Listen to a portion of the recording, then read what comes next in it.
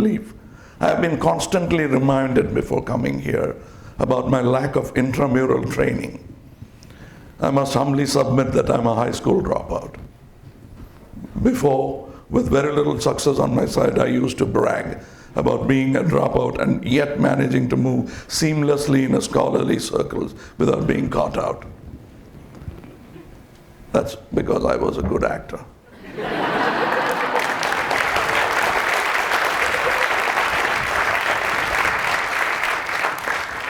I knew my lines. I have over time realized the value of education and the institutions that disperse it. It might be true that even these great institutions need to be constantly reformed. I can only agree with pedestrian understanding that change is permanent and rigidity or stagnation is the recipe for atrophy and regression. I've always envied people like you who have pursued wisdom and skill in your chosen field where it is taught with scientific methodology. People often confuse my voicing dreams of going back to film school as humility, that too false humility. Believe me, it's truly humility that time and experience has taught me, that too not very kindly. I have learned little tricks in the time I spent in the film industry, a little more than half a century. What took me nearly 25 years to learn could easily be taught to me in a proper film school in 5 or 7 years. The only difference and a happy compensation was that I was earning through the process of learning instead of spending on my education. I guess that's a good trade-off. While India is poised for a leap in many fields, in my own field of activity, we are preparing the ground for India to become truly an international contestant in the global market. We want India not to become complacent with a happy captive home market of 1.2 billion. We want India to set world standards. We have done it before. We have been the forerunners and actual practitioners of the civil disobedience, an idea presented as a theory by Henry David Thoreau. We actually put it to practice. Thanks be to Mr. Rajagopalachari, popularly known as Rajaji, and our own Mr. Mohandas Karamchand Gandhi.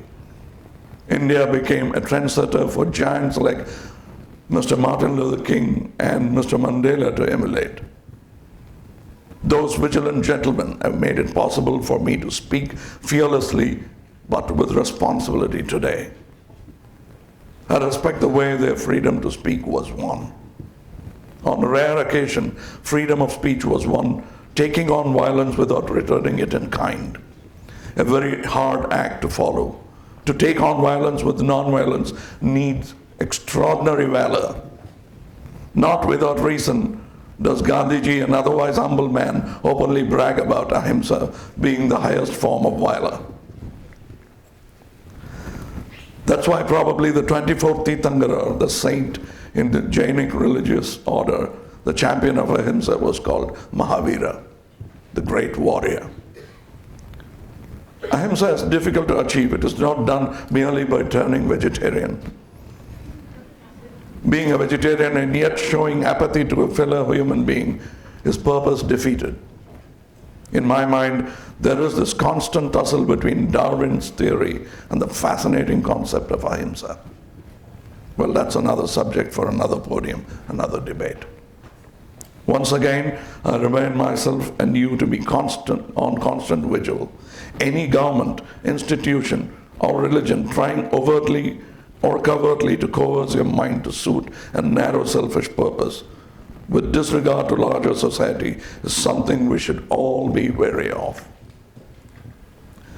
I, as an actor, found that dialogue always enhanced my performance. And soliloquy, if I'm not careful, made me look like a ham. They had given me 20 minutes. I don't know whether they've taken that much time, but in favor of dialogue, I relinquish whatever time is left over and would like to enhance my performance in a dialogue with you. Thank you. Are we moving this?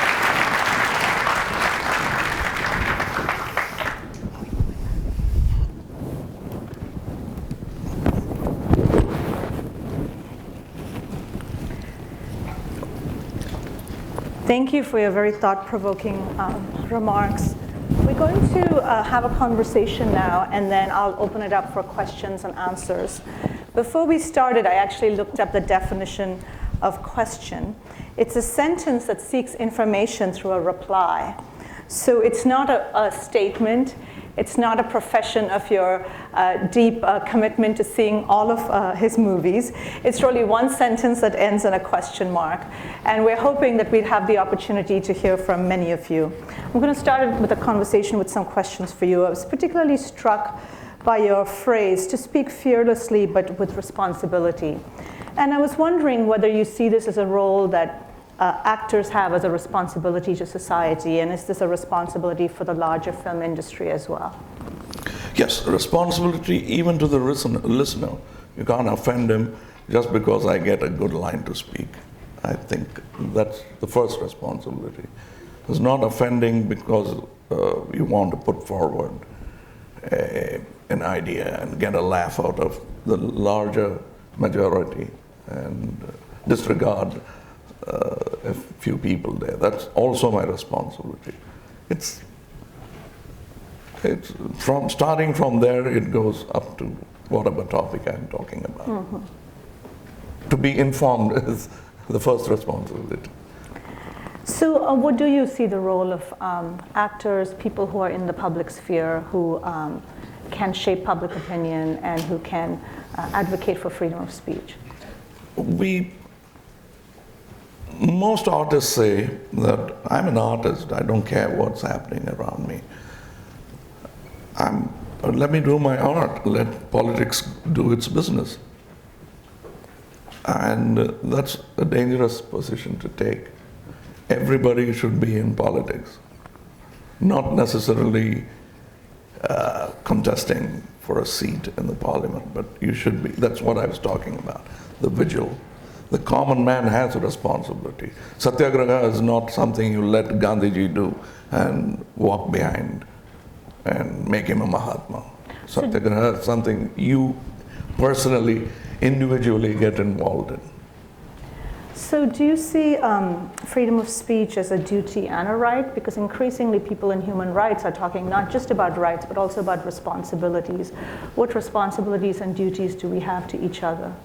Well, not only to each other, the whole world. I mean, I heard a speech where somebody was making fun of all the communists. Where have they gone? They've suddenly disappeared. Then they said, no, they've all turned green. They're talking about ecosystems now. They said we call them watermelon communists. They're green on the outside, cut the fruit and you see the red inside. So, I mean, there are various ways of looking at your responsibilities. There are people talking of human rights for gorillas. That's a broad spectrum of our responsibilities. And, well, we are talking human rights for gorillas, because they are the closest of the kin to us. You can have a blood transfusion with a gorilla and live to tell the story. So you commented that democracy may not be necessarily the sole conduit for freedom of speech. Do you think that there are other forms of government that are more conducive, or is it our obligation to ensure that no matter what government exists, that we should each individually work on ensuring freedom of speech? Absolutely.